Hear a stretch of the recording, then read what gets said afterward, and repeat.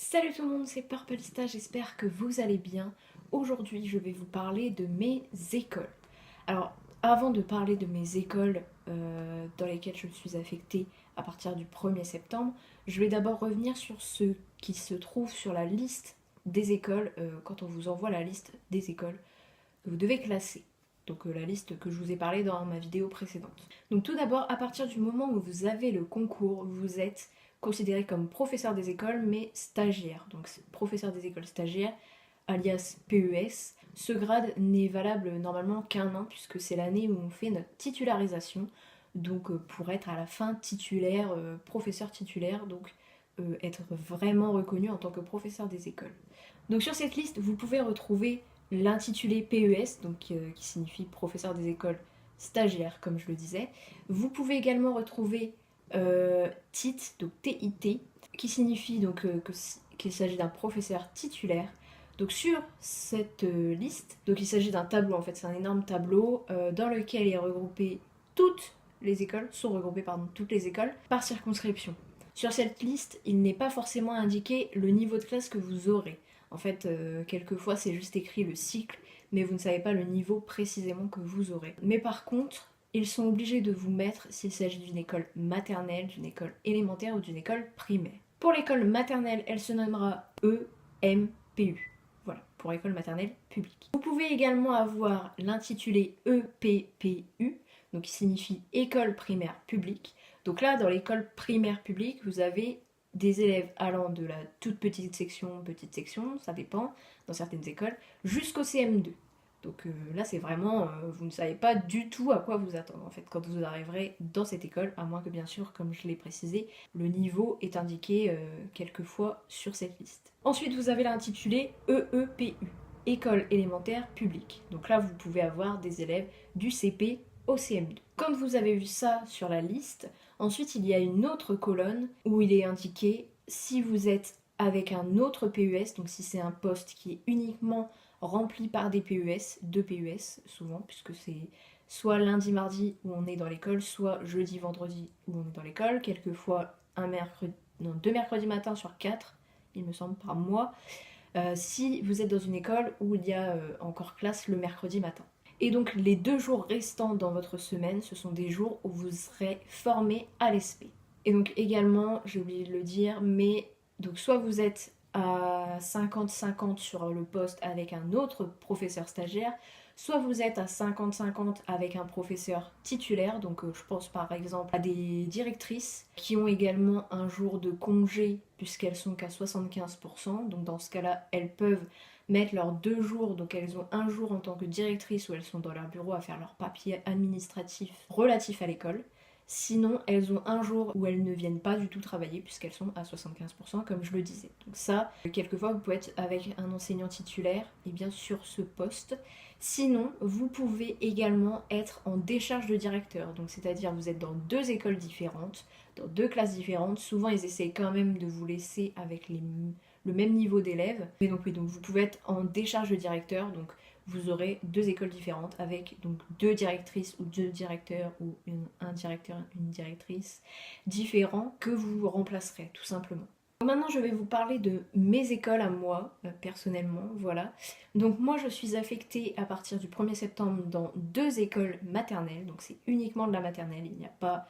Enfin, c'est pas une école primaire, c'est une école vraiment maternelle. Donc ce sont des écoles qui se situent quand même en ville, donc elles sont plutôt pas mal.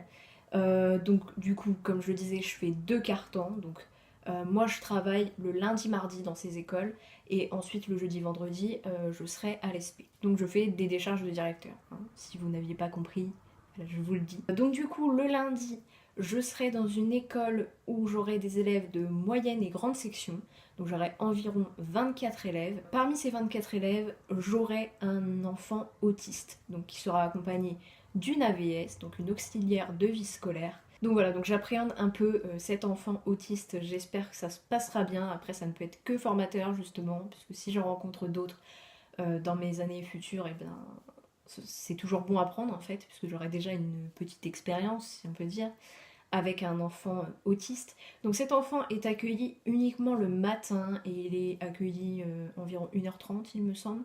Il est accueilli de l'accueil en fait le matin, donc 8h20 en fait, on commence l'école à 8h20 jusqu'à environ 10h, donc l'heure de la récréation. Donc il est accompagné de son AVS, donc il sera avec lui tout le temps en fait, tout le temps en fait, il vient tous les jours, mais donc son AVS sera là tous les jours avec lui. Donc dans cette classe, j'ai également une ATSEM, donc qui sera là également que le matin, puisqu'en fait elle se dédouble avec une autre classe de moyenne et grande section. Alors j'ai visité mes deux écoles, donc là je vous parle de la première, mais je vais vous parler de la deuxième juste après. Mais j'ai visité mes deux écoles le dernier jeudi, juste avant les grandes vacances. Donc je vous conseille, si vous avez votre affectation avant la fin de l'école, aller visiter les écoles parce que je trouve ça plus sympa d'aller se présenter face à face plutôt que par téléphone, puisque là au moins on peut vraiment se voir, on sait qui on est. Donc en tout cas cette classe elle est super, enfin elle est de taille moyenne, je sais pas vraiment la superficie de la classe. Il y a énormément de jeux, enfin voilà, on a un tableau blanc. Alors là par contre j'ai pas vraiment pu parler beaucoup avec l'enseignante puisque en fait là elle déménageait toute la classe parce qu'en fait pendant les vacances, là les grandes vacances, la classe est repeinte, elle est refaite à neuf, donc du coup voilà, elle est un peu dans le speed à essayer de caser toutes ses affaires dans des cartons.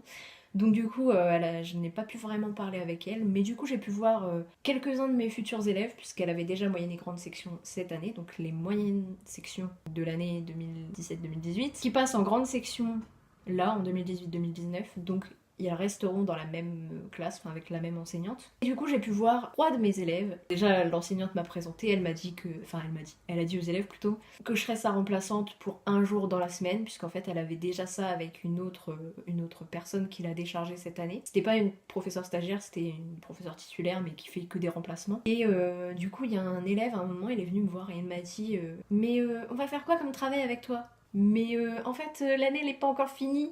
Et tu vois, j'ai pas encore préparé ce que j'allais faire avec vous. Donc il m'a fait rire, bref, c'était mignon. Donc voilà, donc j'ai hâte d'aller dans mes écoles, franchement, j'ai tellement hâte.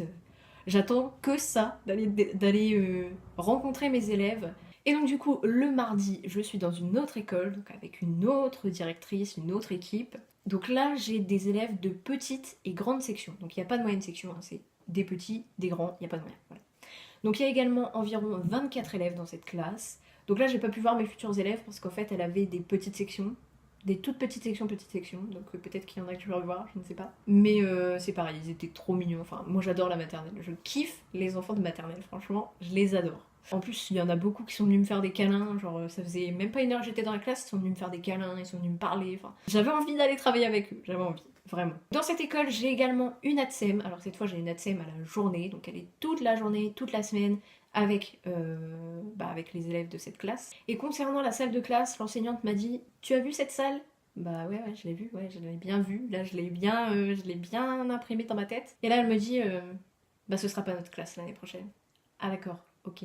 Parce qu'en fait, il y a une fermeture de classe, donc il y avait une fermeture de classe là à la fin de l'année 2018, donc dans cette école, et du coup, nous, on va prendre la classe de l'ancienne collègue, puisqu'en fait, vu qu'elle est directrice, en fait, son bureau il est à l'autre bout de l'école, alors l'école elle est quand même grande, et son bureau il est à l'autre bout de l'école, donc du coup, à chaque fois, il faut qu'elle court partout, enfin, si elle a des papiers importants, tout ça, ou que les parents doivent lui envoyer des mails, ou par exemple justifier l'absence d'un élève et que il faut qu'elle court à son bureau. Et du coup, c'est super loin, donc elle laisse ses élèves uniquement avec l'ATSEM. Et donc là, elle m'a dit je veux que ma classe soit juste à côté de mon bureau, comme ça, il n'y a pas de problème, je ne suis pas obligée de courir, je suis juste à côté. Donc du coup, voilà. Donc j'ai pas pu voir, là, en l'occurrence, j'ai pas pu voir du coup ma future classe, mais j'ai pu découvrir un peu l'école.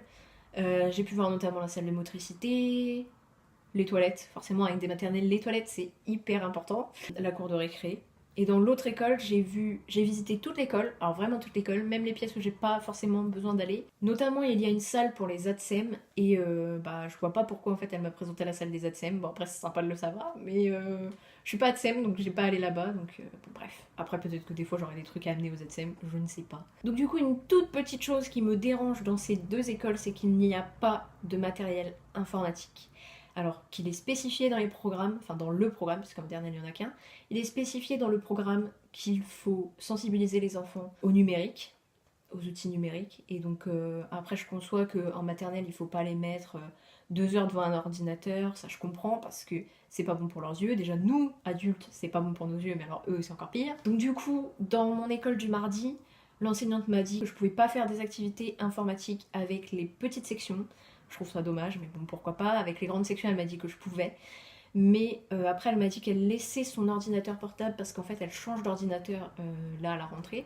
Donc du coup, elle m'a dit mon ancien ordinateur, je le laisse à disposition dans la classe. Donc comme ça, si j'ai besoin de travailler quelque chose, je sais pas, du traitement de texte ou parce que je sais qu'il faut faire notamment du traitement de texte avec les élèves en maternelle.